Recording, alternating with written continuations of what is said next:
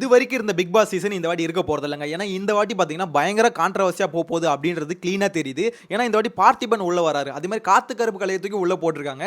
So fatman Ravinder இருக்கார்ல, big pass வந்து பிகை நோட்ஸ்ல உட்காந்து ரிவ்யூ பண்ணுவார். ஸோ இவரெல்லாம் உள்ள வராங்க. ஸோ இவங்கெல்லாம் உள்ள வரும்போது இந்த சீசன் எப்படி இருக்க போகுதுன்னு பாருங்க. அது மட்டும் இல்லாமல் விஜய் சேதுபதி தான் உள்ள வர போறாரு அப்படின்ற மாதிரி ரூமர்லாம் பயங்கரமா வந்துட்டு இருந்தது. இப்போ வந்து பார்த்தீங்கன்னா அஃபிஷியலாக அதை கன்ஃபார்ம் பண்ணிட்டாங்க. விஜய் சேதுபதி தான் இந்த சீசனோட இந்த இயர்க்கான ஹோஸ்ட் அப்படின்ற மாதிரி கன்ஃபார்ம் பண்ணிட்டாங்க. ஸோ விஜய் சேதுபதி உள்ள இருக்கும் போது இவங்கெல்லாம் உள்ள வந்தா எவ்வளவு கான்ட்ரவர்சியா போகும் மட்டும் நினைச்சு பாருங்க. அது மட்டும் இல்லாம காத்து கருப்பு கலை இப்போ உள்ள தூக்கி போட்டுருக்காங்களே. ஸோ இதுக்கு வந்து பாத்தீங்கன்னா பயங்கரமா எதிர்ப்பு இப்போ வந்துட்டு இருக்கு.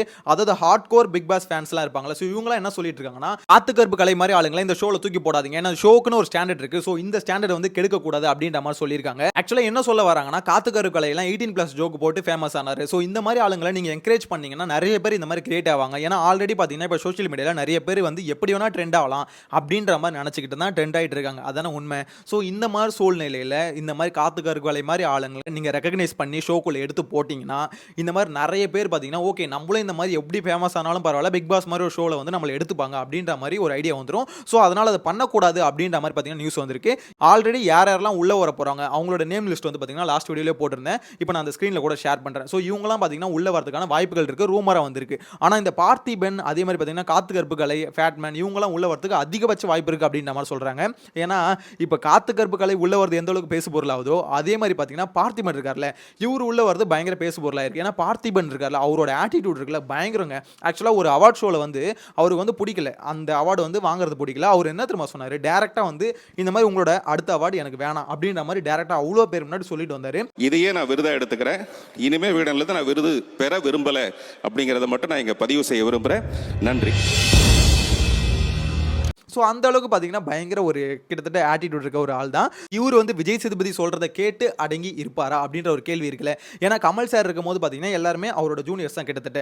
ஸோ அப்படின்னும் போது அவரு வந்து பெரிய ஆளுன்றதுனால யாருமே பார்த்தீங்கன்னா அவர் அகேன்ஸ்டாக எதிர்த்து வந்து பேச மாட்டாங்க. ஆனால் விஜய் சேதுபதியை இப்போ அகேன்ஸ்டாக எதிர்த்து பார்த்திபன் மாதிரி ஆளுங்க பேசிட்டா என்ன அப்படின்றது ஒரு பெரிய கொஸ்டின் மார்க்காக தான் இருக்குது. விஜய் சேதுபதி எப்படி ஹேண்டில் பண்ண போகிறாரு அப்படின்றத வெயிட் பண்ணி தான் பார்க்கணும். பட் எது எப்படி இருந்தாலும் ஃபேட்மேன் இருக்கார்ல, இவர் வந்து பார்த்தீங்கன்னா உள்ள வருவார்னு சத்தியமாக எதிர்பார்க்கலங்க. ஏன்னா லாஸ்ட் சீசன் வந்து பார்த்தீங்கன்னா முடியும் போது அர்ச்சனா வின் பண்ணாங்கல்ல, ஸோ அது முடியும் போது பார்த்தீங்கன்னா பயங்கரமாக ஒரு கான்ட்ரவர்சிக்கு உள்ளானார், பயங்கரமாக தாக்கப்பட்டார் இவர்.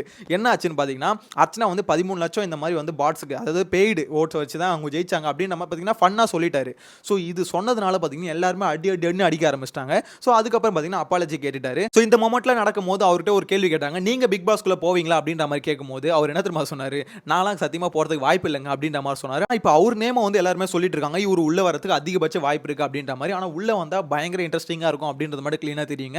ஏன்னா அவருக்கு வந்து பார்த்தீங்கன்னா ஸ்ட்ராட்டஜிஸ் தெரியும். கிட்டத்தட்ட இத்தனை சீசனாக லாஸ்ட் 7 சீசனாக பார்த்தீங்கன்னா ரிவ்யூ பண்ணியிருக்காரு. ஸோ அந்த மனுஷனுக்கு எது எப்படி பண்ணணும் அப்படின்ற மாதிரி பார்த்தீங்கன்னா ஓரளவுக்கு ஐடியா இருக்குன்னு வச்சுக்கோங்களேன். ஏன்னா ஃபுல் ஷோவும் பார்த்துருக்காரு 7 சீசனாக. ஸோ அப்படின்னும் போது அவருக்கு பக்காவாக பார்த்தீங்கன்னா ஐடியா தெரியும் போது கண்டிப்பாக பார்த்தீங்கன்னா அவர் உள்ள வந்து ப்ளே பண்ணும்போது இன்னும் இன்ட்ரெஸ்டிங்காகவே இருக்கும். எது எப்படி இருக்க போகுதுன்னு வெயிட் பண்ணி பார்க்கலாம். என்ன பொறுத்த வரைக்கும் இந்த சீசன் பயங்கர இன்ட்ரெஸ்டிங்காக போகுது அப்படின்றது மட்டும் கிளீனாக தெரியுதுங்க. ஏன்னா இதுக்கு முன்னாடி இந்த சீசனை தாண்டி இந்த சீசனில் பார்த்தீங்கன்னா ஹோஸ்ட்டும் புதுசு, கண்டஸ்டன்ட்டும் பார்த்தீங்கன்னா பயங்கர கான்ட்ரவர்சியான ஆளுங்கள்லாம் உள்ள தூக்கி போடுறாங்க. ஆனால் ஒரு மாதிரி கலவரமாக இருக்க போது அப்படின்றது மட்டும் கிளீனாக தெரியுது. நீங்க பிக் பாஸோட ஹார்ட்கோர் ஃபேனாக இருந்தால் இந்த சீசன் உங்களுக்கு எப்படி இருக்கும்னு நினைக்கிறீங்க? அதாவது பயங்கர இன்ட்ரெஸ்டிங்காக இருக்கும்னு நினைக்கிறீங்களா, இல்லை ஒன்றுமே இல்லாமல் சப்பையாக போயிடும்பா அப்படின்னு நினைக்கிறீங்களா? உங்களோட கருத்து எதுவும் இருந்தாலும் மறக்காம கமெண்ட்ல மென்ஷன் பண்ணுங்க. நெக்ஸ்ட் வீடியோல மீட் பண்ணலாம். Bye by.